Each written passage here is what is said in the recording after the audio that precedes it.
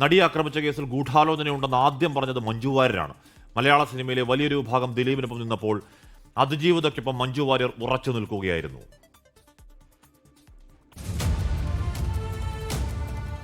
നടിയെ ആക്രമിച്ച കേസിൽ ഗൂഢാലോചനയുണ്ടെന്ന ചർച്ചയ്ക്ക് വഴിവെച്ചത് മഞ്ജു വാര്യരുടെ ആദ്യ പ്രതികരണമാണ്.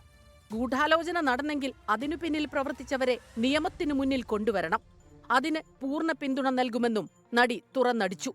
കേരളം മുഴുവൻ ആക്രമിക്കപ്പെട്ട തന്റെ സുഹൃത്തിനൊപ്പം നിൽക്കണമെന്നും മഞ്ജു ആവശ്യപ്പെട്ടു.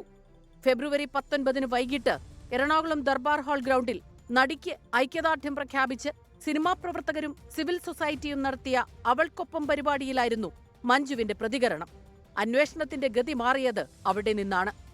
ഇതിന് പിന്നിൽ നടന്നിരിക്കുന്നത് ഒരു ക്രിമിനൽ ഗൂഢാലോചനയാണ്. ഈ ഒരു ഗൂഢാലോചനയ്ക്ക് പിന്നിൽ പ്രവർത്തിച്ചവരെ നിയമത്തിന് മുന്നിൽ കൊണ്ടുവരാൻ ഉള്ള പ്രവർത്തനങ്ങൾക്കെല്ലാം അങ്ങേയറ്റം പൂർണ്ണമായ പിന്തുണ നൽകുക എന്നതാണ് നമുക്കിവിടെ ചെയ്യാൻ സാധിക്കുക. ഗൂഢാലോചന നടന്നിട്ടുണ്ടെന്നും അതിനു പിന്നിൽ പ്രവർത്തിച്ചത് ആരാണെന്നുമായി പിന്നീടുള്ള അന്വേഷണം. ദിവസങ്ങൾക്കു ശേഷമാണ് കേസിൽ ദിലീപിനെ അറസ്റ്റ് ചെയ്യുന്നതും ജയിലിൽ അടയ്ക്കുന്നതും. മഞ്ജു വാര്യർ കേസിലെ പ്രധാന സാക്ഷികളിൽ ഒരാളായി. അതിജീവിതയോട് ദിലീപിന് മുൻവൈരാഗ്യമുണ്ടായിരുന്നു എന്നതിന് മഞ്ജു വാര്യർ നൽകിയ മൊഴി കേസിൽ നിർണായകമായി. കാവ്യയുമായുള്ള ബന്ധത്തെപ്പറ്റി തന്നോട് പറഞ്ഞത് അതിജീവിതയാണെന്ന് ദിലീപ് ഉറച്ചു വിശ്വസിച്ചു എന്നതുൾപ്പെടെയുള്ള വിവരങ്ങൾ മൊഴിയിലുണ്ടായിരുന്നു.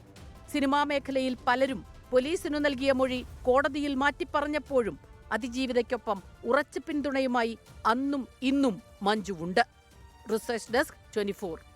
ലോകത്തെവിടെയായാലും ഏത് സമയത്തും 24 വാർത്തകളും ഓഗ്മെന്റഡ് റിയാലിറ്റി പാക്കേജുകളും എക്സ്പ്ലെയിനറുകളും വിശദമായി കാണാൻ ഞങ്ങളുടെ യൂട്യൂബ് ചാനൽ നിങ്ങൾക്ക് സബ്സ്ക്രൈബ് ചെയ്യാം.